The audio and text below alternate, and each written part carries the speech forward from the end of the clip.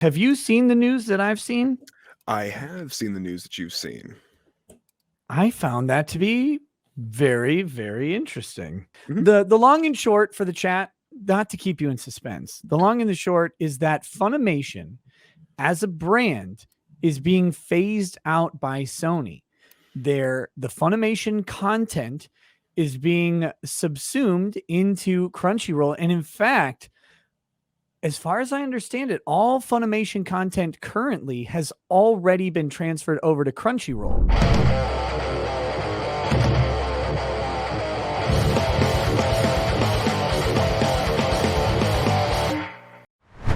This is from Variety magazine.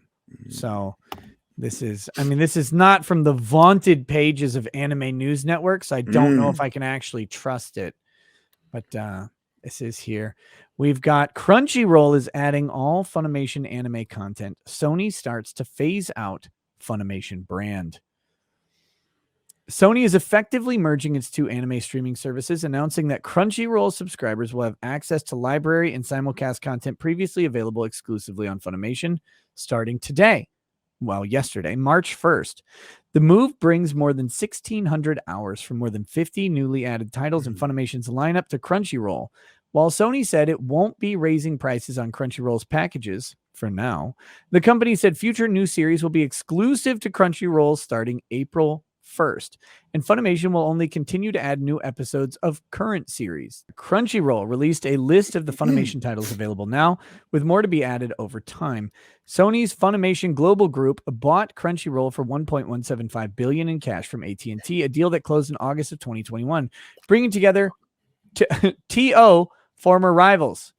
Good editing there, guys. Under Sony's ownership, the anime division has now been redubbed Crunchyroll LLC, operated as a joint venture between Sony Pictures Entertainment and Aniplex, a subsidiary of Sony Music Entertainment Japan. Sony said merging Funimation content into Crunchyroll will create a huge benefit for new and existing subscribers who will no longer have to pay for two services. Mm-hmm. Crunchyroll's pricing of ad-free subscription plans remains unchanged. $7.99 a month for fan tier, $9.90 a month for mega fan, and $14.99 a month for ultimate fan. As of March 1st, Crunchyroll offers over 40,000 sub and dub episodes. Crunchyroll app is available on more than 15 platforms, including all gaming consoles. When we bought Funimation and Crunchyroll together last year, our top priority was to put fans first. Crunchyroll CEO Colin Decker said in a statement, unifying all our brands and services under the Crunchyroll brand globally enables us to offer more value than ever before as we combine subs, dubs, simulcast, library, music, movies, manga, all into one subscription. In addition to consolidating of two streaming services, Sony-owned Funimation Global Group will now operate as Crunchyroll LLC and has initiated rebranding across its global footprint. Founded in 2006, Crunchyroll had become part of Warner Media after AT&T bought out Sharon Group's majority stake in Otter Media in 2018. In 2017, Sony Pictures Television had acquired a controlling stake in Funimation, which was founded in 1994. There you go. That's the story. But we do have complete rebranding, all under Crunchyroll's name. So Funimation is gone, and I think there's two parts to this. Personally, I think the Funimation brand is toxic on two fronts. And the first one is the front of customer facing that we talked about earlier. And I think I'd have to agree there. Yeah. I think the Vic thing really isolated thousands and thousands of paying subscribers. And I think they saw a significant hit in their subscription revenue because of the Funimation brand. Yep. And I think maybe they hoped that it would come back a little bit sooner, and it was not coming back in the way they anticipated. And so I think they had that issue. The other place, and this is anecdotal, both of these are anecdotal. These are just opinions, but I believe that Funimation has a bad reputation in Japan for a couple reasons. Funimation was always late to bid because they had kind of the controlling, I guess, interest in the United States for a long time on acquiring anime. So what they would do is they would wait out, let the price bid down, and then bid low and grab it. But they wouldn't grab complete rights to shows. They would grab just the dubbing licensing rights. And so there's a lot of money that Japan is leaving on the table licensing anime out to Funimation. I think that name has become tainted on the back end as well as on the front end. And so now Sony, being Japanese and understanding maybe what's going on, has how Japanese businesses operate, has decided. I mean, look at what they say about what they're talking about doing. So subs, dubs, simulcasts, library, music, movies, manga, all in one subscription. So they're bringing more production into this. More licenses being purchased from the studios over in Japan are going to be more of those licenses are going to come into the American markets through one source rather than forcing these companies to buy piecemeal. Then the other thing that's got to happen is they've got to get these anime onto Netflix, in my opinion. But yeah, that is an area that they need to absolutely storm. You know, Sony also has the girth to build out the Crunchyroll app on as a standalone. But easily so, especially since it's on already 15 plus platforms, and that includes all gaming platforms. Right. And the big problem that Crunchyroll had, not that big of a problem, but the main thing that they had was the Funimation app was competing with them. Now that they've eliminated that, Crunchyroll becomes a viable single source alternative that could compete with Netflix. Sony is a big enough company to actually put up a fight with Netflix on that front. And again, now that they're not splitting an audience with Funimation, and when you're looking at from Japan's perspective, where do I want my product? Crunchyroll online, Funimation online, or Netflix online? Netflix was the top. I don't think Funimation was number 2. I wouldn't think so. And here's a I don't know what time frame we'd be looking at for this, but here's a question for you. Say Sony, you know, they've put this whole thing together.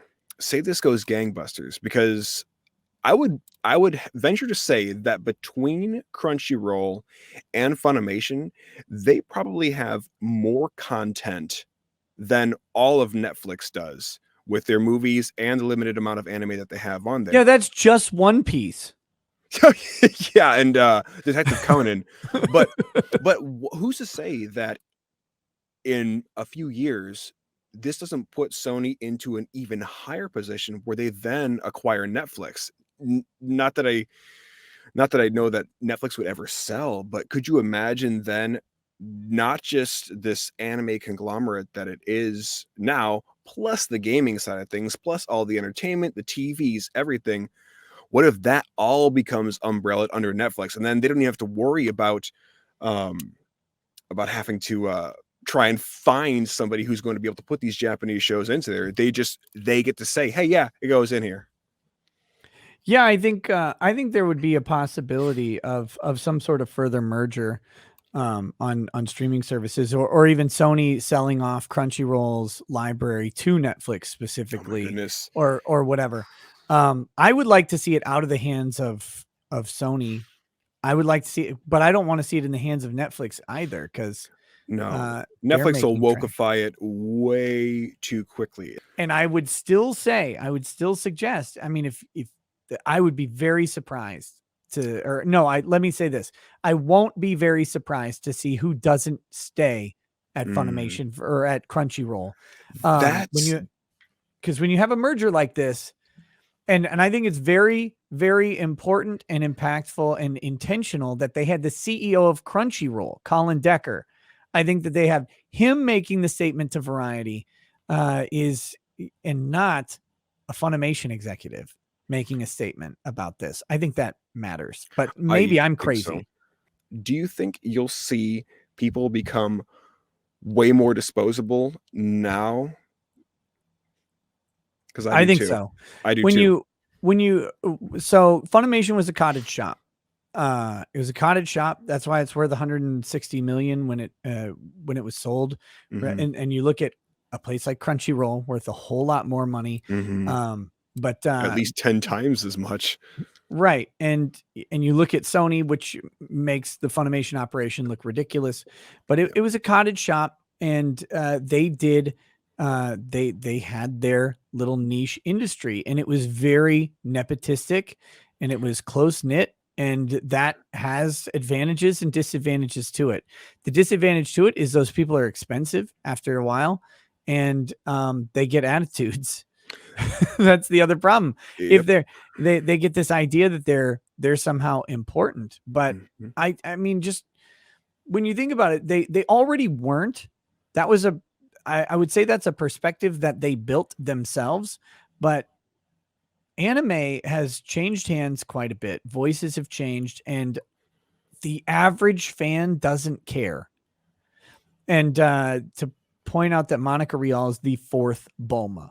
She's the 4th one. And no one cared that there were 3 Bulmas before Monica Rial. Yep. They either, whichever one they liked, maybe, if they even noticed. Yep. Just tell me the story. Yeah. Well, 1, just tell me the story. And 2, the follow-up person is going to be building on the idea of the other person. So they're going to be trying to imitate in some way their voice and mannerisms, because you want some consistency going through. Yep. And your face isn't on camera. So it's not as jarring as in a sitcom or something like that, or like in Spartacus when the guy dies and he gets replaced by new Spartacus. Andy Whitfield. Right. You don't have that issue. So are they replaceable? Absolutely. And look at the comics industry. And I hate to be the bearer of foreboding news for the Western dubbing industry, but the comic book industry started hiring just random people on DeviantArt because it was cheap. It's cheap. And what are they doing? They're imitating someone else's creation. They're not creating something new. Yep. So why it's all bother? derivative. Why pay top dollar? To me, I don't know, maybe I'm crazy, but guys like Sean Schemmel, who, I mean, he's expensive to voice Dragon Ball, but why would you pay him? I mean, it's your voice. Anybody, like, not anybody can do it. I'm not trying to downplay your craft or anything. There's certainly a talent to it, but there are a lot of people who can do voice work. They can. Yeah. Are people more expendable under Sony's umbrella? 100%. I think that is true. I have said that a lot of the people publicly involved in the VIX stuff, specifically Monica and Jamie, as the instigators of the thing within Funimation, that they are probably on the chopping block as soon as the lawsuit itself is actually over. Lots of lawsuits end relationships. They end marriages, they end friendships, and they end employment relationships, even in victory, because there's so much drama left over. Yep. And so I've long thought that they would be on the chopping block. And I think other people, especially some of the lesser names who aligned themselves with Funimation, with them, with Jamie and Monica particularly, might, depending on how much attention they gathered, might be out there. Because when you're cleaning out a brand, a lot of times you clean out a brand because it's not very useful to have people stuck in this old sort of allegiance. It's a lot more efficient when you're coldly running through to come in and just gut the company. You've got the assets from Funimation. They didn't even want to keep the name. Why bother keeping the baggage? So pour out another bag of bow, more of love right. Spirits flow as the ones who get unemployed. So pour out a glass for the team, post on Twitter as we hear Lost Blaming tonight.